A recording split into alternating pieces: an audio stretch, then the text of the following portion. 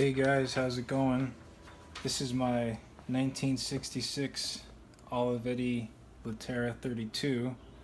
Definitely one of the ultra portable typewriters, and it's got some cool functions. Everything is 100% working right now. This is the return lever, pretty cool. Just folds up right here when you're ready to put it in the case.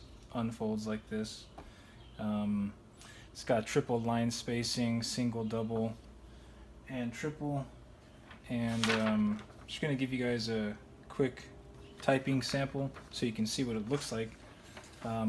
The imprint on this is a little lighter than some machines, and you can see feeds paper no problem. This does have a brand new ribbon, but you'll see.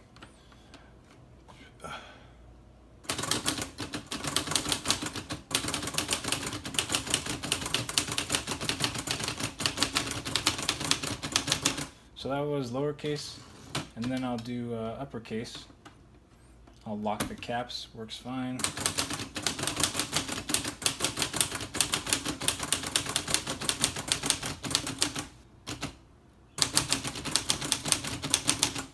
And then I'll mix it up for you guys with some upper and lowercase and numbers so you can see that everything is perfectly aligned. Sometimes, you know, there's a number up here, down here. Not with this machine, everything is perfectly straight.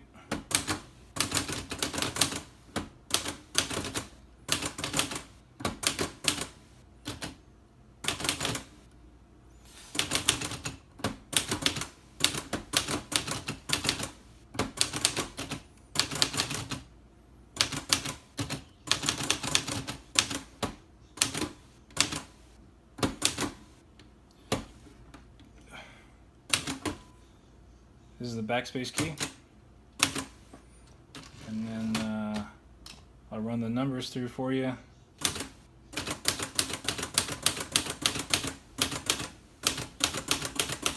And all the symbols.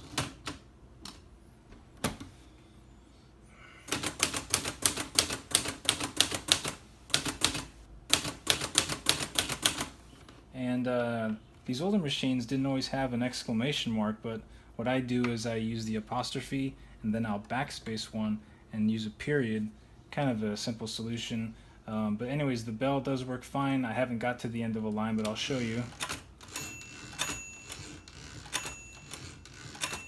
So you can hear it. Not super loud, which I kind of like, to be honest, but I'll show you how it works when you're typing.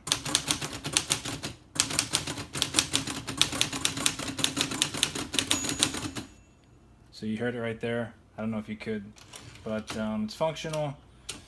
I had to fix it because it wasn't, but everything else works on this. It does have a pretty cool little paper support, which is this nub right here. I don't know if you can see that, but you just flip it up. Nice little V stand, and that's how you take the cover off if you're gonna change the ribbon. Just pulls up right here. Again, brand new ribbon. And so these are how you set the margins right here, where you want the beginning and the end of the page.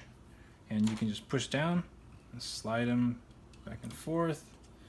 And then this one is the end one, so wherever you move this one, that's where the bell will sound when you reach that point.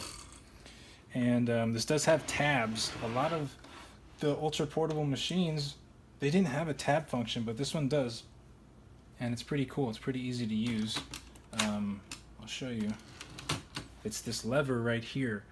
You just push it up where you want a tab. So I'll just set a tab right here, push it up, and then maybe right here, push it up. Right here, push it up again. So we set 3. So this red key is the tab key, and you just first position, second position, third position, and end of the line. And then when you want to clear them, you just go to the same position, push it down. That'll get rid of that one. That'll get rid of that one. Down again. That'll get rid of that one. And then you'll notice you can just tab straight across the whole way. And that's it, guys. Like I said, everything works 100%. the ribbon selector is over here, kind of hidden, right there. Can you see that? And the stencil position is in the middle, and that's where you'll notice this doesn't move at all when you type. And then the black position is blue, comes up right there, and then the red position, it'll come up a little more. And so that's it. If you guys have any questions, please let me know, and have a good one. And one thing I did forget to show you guys was the type,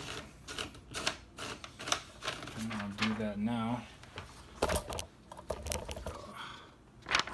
So you can see, actually came out pretty good.